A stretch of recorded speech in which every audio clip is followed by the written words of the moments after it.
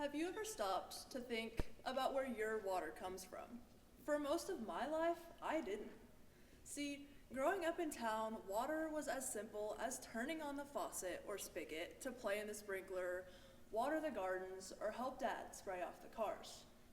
But all of that changed my 7th grade year when I moved to the country to start raising sheep. Suddenly, water wasn't just something that magically flowed out of the tap on the side of the house. It was something I had to understand, manage, and sometimes even worry about.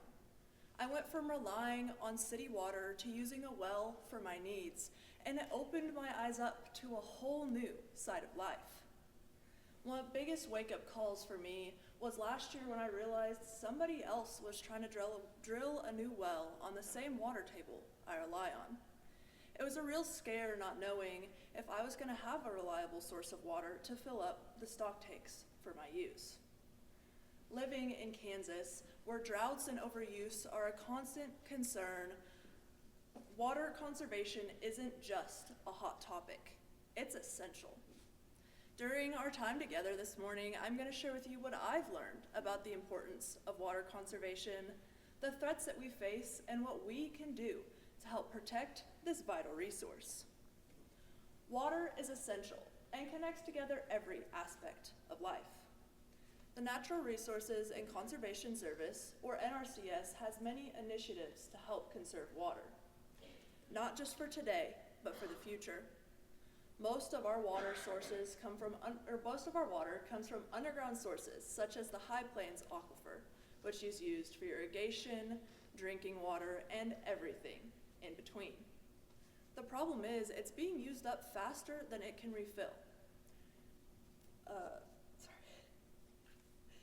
K-State research shows that in some places, the aquifer has dropped more than 150 feet since the 1950s. That's like draining an entire underground lake and expecting it to refill just because it rained a few times. It doesn't work that way. NRCS has been warning farmers and communities we need to be taking our water conservation more seriously if we want to continue having enough water for future generations. Farming uses about 85% of the water supply in Kansas, mostly for irrigation. Without irrigation, key crops like corn and soybeans wouldn't survive, especially in the consistently drought-stricken western side of the state. It's not just about the crops, though. It's about the food we eat, the livestock we raise, and the economy that keeps our communities alive. The Kansas Water Vision is a long-term plan by the Kansas Water Office, initiated by Governor Sam Brownback in 2013. The governor stated at the time, water and the Kansas economy are directly linked. Water is a finite resource, and without further planning and action, we will not have enough to meet our state's current needs, let alone growth. The 5 guiding principles of the Kansas Water Vision are to extend and conserve the High Plains Aquifer, secure, protect, and restore our Kansas reservoirs, to improve the state's water quality, reduce our vulnerability of extreme events, and my personal favorite, to increase awareness about Kansas water resources. Our water supply has several severe threats. According to the NRCS, our reservoirs and wells are drying up and even losing capacity. Contamination of both is a growing problem as well. Runoff from fertilizers and pesticides gets into our water supply, contaminating both ground and surface water. It's not just about having enough water, it's about making sure that the water we do have is clean and safe to use. If water gets contaminated, it can cause health issues for both the people and the animals that consume it. One solution that has been gaining traction is improved irrigation practices. NRCS has been working with farmers to adopt better systems for irrigation. One example of this is drip irrigation, which applies water directly to the roots of the plants to reduce waste. K-State research shows that drip irrigation can save up to 50% of the water used compared to traditional sprinkler systems. Another issue is healthy soil. Healthy soils can retain more water, which means that plants are less reliant on irrigation. One way that you can increase soil health is by planting cover crops. Cover crops are planted not just for harvest, but to protect the soil, prevent erosion, and help it retain moisture. Along with these are other simpler methods of water conservation that you've probably heard about and are generally taught at the elementary school and middle school level, such as turning off the sink when you brush your teeth, not leaving the shower running longer than it needs to, and being cognizant and aware of your daily water use. Now, let me finish off the story of 12-year-old, fresh to the farm, Lora, with a new interest in the issue of One Water. As an 8th grade FFA member, I wondered what would happen if I put wool in my garden. Would it help it retain more moisture? This FFA agri-science project led me to a 2nd place finish on the national stage. And along that process, I not only got to talk to experts at the state and national level, but I got to learn about water holding capacity, scientific method, and soil amendments. My freshman year, I decided to join the FFA Envirothon team. This rewarding journey taught me about wildlife, aquatics, soils, ecosystems, aquifers, riparian areas, and so much more. My learning of One Water was immense. From being a freshman to a 3rd place national finish as a junior in the ENR competition, I got to learn more than I ever imagined I would. I eventually decided to try the FFA land judging competition. I learned about soil texture, permeability, runoff, and different types of erosion.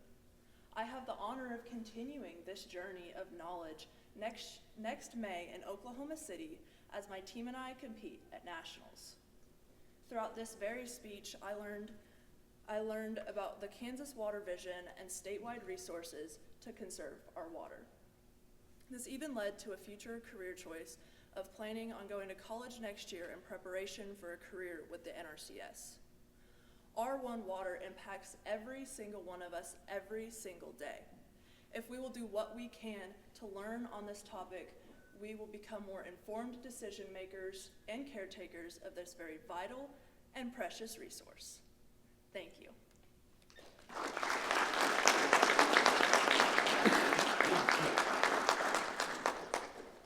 Lora, thank you for a really great presentation. You tackled a lot of big water topics in a short amount of time, and I'm pretty sure Judge Dean Crable will hook you up with an internship with NRCS. He's already written that note down, I'm very sure. I also found that 5th guiding principle of the water plan the most important about education. So what would you tell a high schooler, one thing that they could do to advance their education about water resources? That's a good question.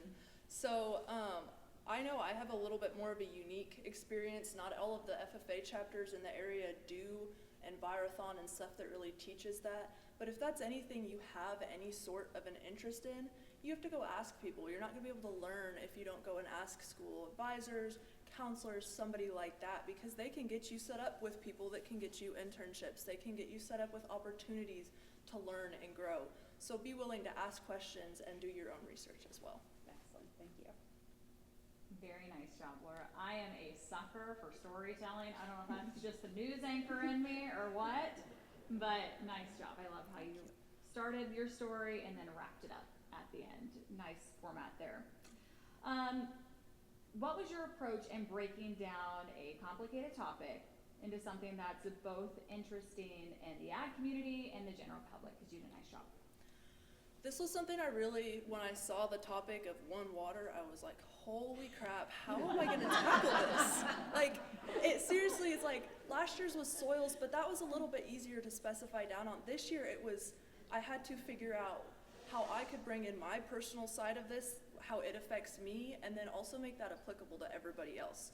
So I went through and I researched about everything I possibly could on water, conservation, everything like that, and then picked 2 or 3 of those different things that I thought would hit not just the farming community, but people in the public as well. Nice job. Yes, Susan. I'm going to. we'll talk. And she also stole my question, so now I'm struggling myself. Excuse me. But you spoke quite eloquently about irrigation and water use, and while that is mostly Western Kansas, what in your discovery process what did you find from surface water challenges in maybe the eastern half of Kansas? I know that one issue that we face a lot here and in eastern Kansas is high clay content in the soil. So it's a big struggle to make sure that when it rains a lot, your ground is actually getting and absorbing the water that it needs. So whether that is